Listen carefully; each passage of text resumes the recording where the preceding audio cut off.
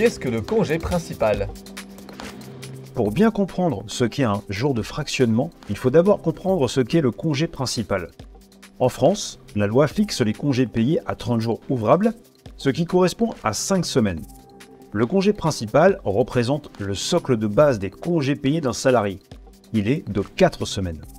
Dans ce congé, un minimum de 2 semaines consécutives doit être pris par le salarié durant la période légale de prise de congé du 1er mai au 31 octobre. Mais s'il le désire, il peut aussi poser la totalité de son congé principal. Les jours de fractionnement, qu'est-ce que c'est?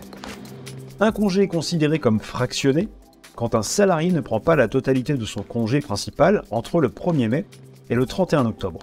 Les jours posés en dehors de cette période sont alors récompensés par des jours de fractionnement.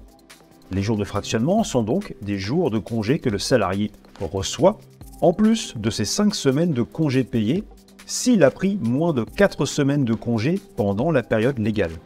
La période qui permet d'obtenir des jours de fractionnement va alors du 1er novembre au 30 avril. Pour gagner des jours de fractionnement, le salarié devra, dans tous les cas, avoir posé au moins 12 jours ouvrables consécutifs pendant la période légale allant du 1er mai au 31 octobre.